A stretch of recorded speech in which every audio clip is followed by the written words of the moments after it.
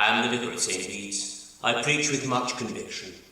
My pulpit quite rightly is, above all contradiction. Although my flock want me to feed their indolent addiction to fuzzy-wuzzy, wishy-washy sermons, I can fix them, because I know just what they need from call to benediction.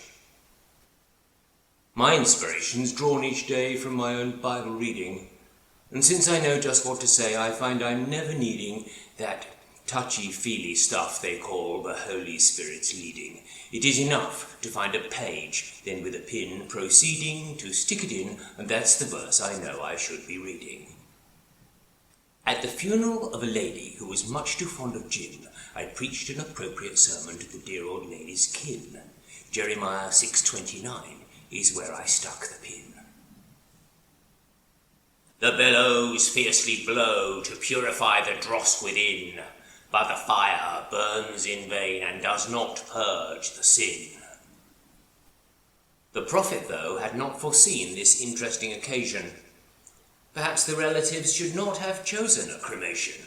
The body, pickled long in gin, started a conflagration which sadly forced the sermon to an early termination.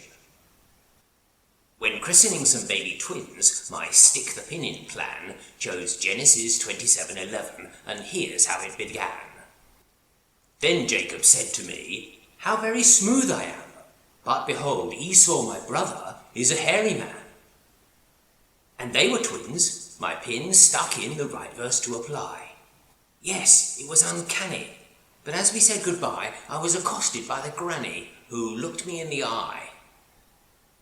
With gimlet stare, she said, "So, hairy Esau and that sly, nasty Jacob make a fair comparison with my gorgeous little baby twins."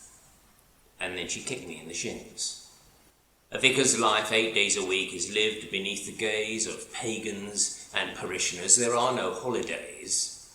And so I use the pin technique in many different ways. I've proven Holy Writ can speak into our everydays. The two-edged sword, a single verse, the telling truth conveys. The other day, while driving, having missed my lunch, I found I needed some reviving, and my rumbling stomach sound prompted me to see if there was a Burger King around. Arriving at the drive-in, I purchased for £1 a flaming cheesy chicken whopper, very much renowned. I've no idea why the blessed policeman pulled me in. He may have been distracted by the dripping down my chin of red tomato ketchup, but we know it's not a sin. "What's up?" I said breezily, as I grasped the pin. "Driver's feeding is not something the Traffic Act allows. So I'd appreciate it if you would wrap your roll in paper towels. I'm sorry, Vicar, you cannot eat and drive," he growls. The pin stuck in Isaiah, one of Jeremiah's pals. I read 16, verse 11, while the policeman scowls. "The sound of Moab's harp you hear, it cometh from my bowels."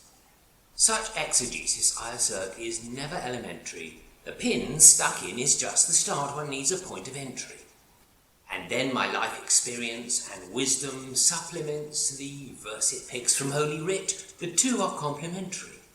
That's why St. Bede's appreciates my words, and consequently, I shall forever proclaim the truth, and nothing shall prevent me.